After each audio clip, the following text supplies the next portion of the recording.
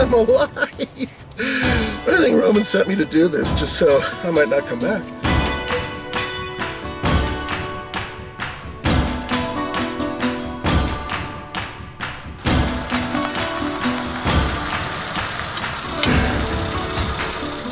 Oh yeah! Samurai City, baby. Finally, we get it up to Goldmine Hill. I'm a little bummed because there's quite a bit of snow on the ground, and just getting up here, well, frankly, it was a challenge. I was in second gear most of the time. We're at about roughly 9,000 feet up here. So I'm gonna quickly check the oil just to make sure there's some left in here. And yeah, after that, we're gonna take on Goldmine Hill. It's gonna be awesome.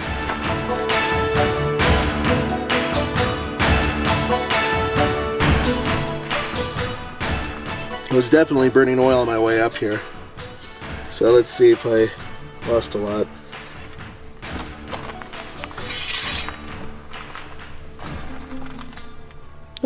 That's not too bad. When new, way back in 1987, this engine, which is a 1.3 liter four-cylinder, put out 60 horsepower and 76 pound-feet of torque. We're over 9,000 feet up here, and this is a 30-plus-year-old engine. So my reckoning brings our horsepower numbers to around 41, 42 maybe. That's a guesstimate, but I think that's pretty close. That does mean, of course, that performance will be diminished, but at least we'll have low gear and whatnot to try to get up the hill.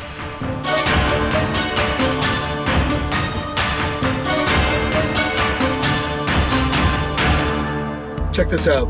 Here's all the names the Jimny or Samurai has had over the years. The Chevrolet Samurai, the Holden Drover, Maserati Gypsy, Santana Samurai, Suzuki Caribbean, Suzuki Katana, Suzuki Fotar, Suzuki Sierra, Suzuki Fox. That's pretty interesting. But you know what else is kind of interesting? This little SJ, they have made several different versions of this truck. In the United States, we only got this one.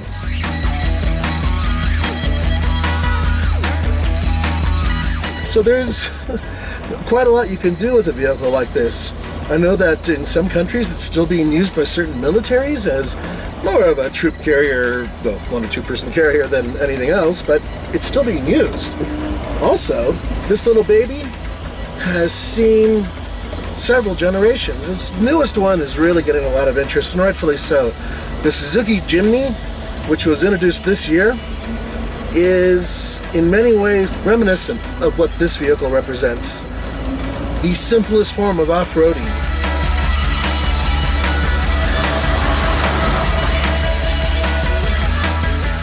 This is glass, and this looks like, see these lines?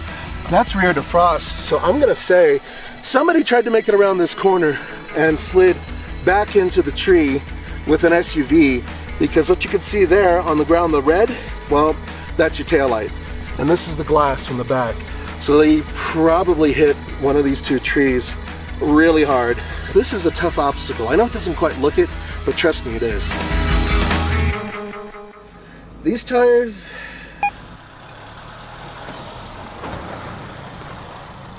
yeah, they're okay, but I don't know how they're gonna do on ice, and that is ice and snow mixed. So I know you guys think I don't take these things seriously. I do. I find it's important to make sure your spirit is blended in with the vehicle you're driving. Final words, which these might be. I'm gonna leave all my underwear to Mikey. He's been a good son. You know, despite the fact there's no blood relation between us. It's because he's on the large side and I am. Means, of course, we're related. I'm gonna leave my cigar collection to Andre because he's a Russian badass. And I'm gonna leave all of this kitty litter I have in my garage, which I use to soak up oil because I don't have cats. I'm gonna leave that to Roman because one of these days he might actually buy a vehicle that doesn't leak oil, but until then, well, frankly speaking, he hasn't managed to do that. Right, so with this is the precaution I needed. I'm good to go.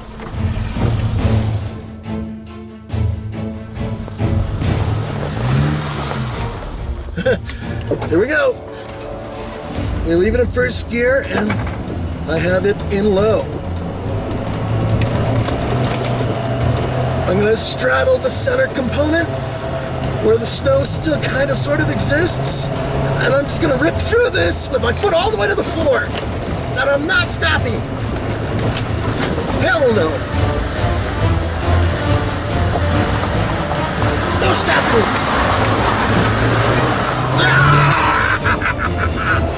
Yeah!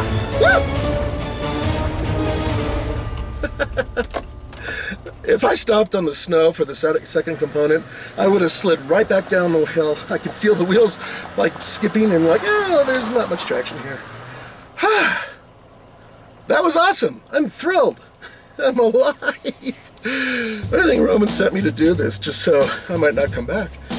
And this little thing did fantastic. It just skipped, just jumped and was happy. And I'm sure it's going to need a quart of oil by the time I get it back to the fort. So be it. Now, there is the third obstacle, and I am going to go for it.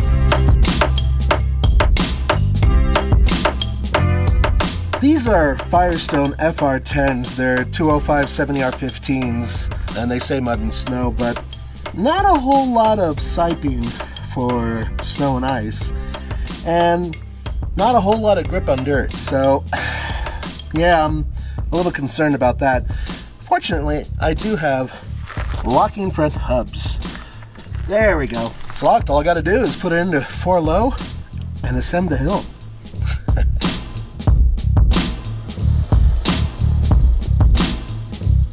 Looking at it, you know, I think I might be able to actually maneuver around the giant pit and just get up over to the right, because going through the pit in this, maybe, but with snow around, I don't think it's a great idea. But if I make a little bit of a right, which you can't do in a big truck, yeah. Once again, small and mighty. Yosh! Wakagaijin! I kick ass at Japanese.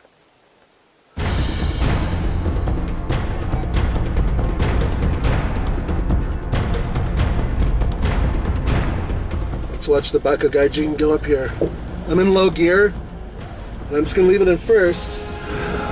Okay, let's do a little moto. Hey, woo! Ah! Once again, power. That's not power, but it did well. It's a good little guy. This really did the charm. You know, it's just good luck.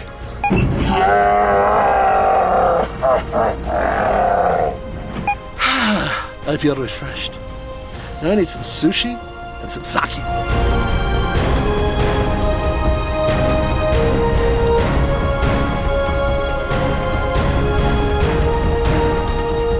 A lot of people have online and through text and whatnot have told me, please do a minor suspension lift. You'll find the vehicle performs so much better. This is from experts. This is from a guy from a Jeep forum, from lots of different people. And I thought about it. Why are they all so hooked up on me getting a lift on this vehicle? Well, it turns out that, first of all, there's one lift you can do for almost no money, and that is reversing your leaf springs. Basically, your axle sits underneath, or actually inside the leaf spring, and what they recommend is you basically pull your axle out by dropping the leaf springs and go underneath.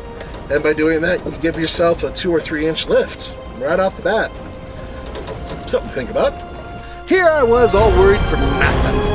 It wasn't exactly a piece of cake, but this thing just scampers up. There's something to be said about having a really light off-road vehicle. I go back to Mark Allen, head of Jeep Design, who said several times, weight is your enemy. Yes, I know, but he meant it for Jeeps. And he's right. They are so much better off-road when they're light. And this thing, it weighs just over a ton. So, yeah, it's pretty light. I had a blast. This is great. Thanks for joining me for the Fast Lane Car. This is Nathan. Don't forget to go to tflcar.com for news, views, real-world reviews, and more Suzuki stuff. I'll see you next time. I don't want to hurt this little truck. We just got this little baby. And it survived Mike's abuse, driving it in circles in the snow. Our thing was never meant for that. I don't mean the snow part, I mean the Michael part.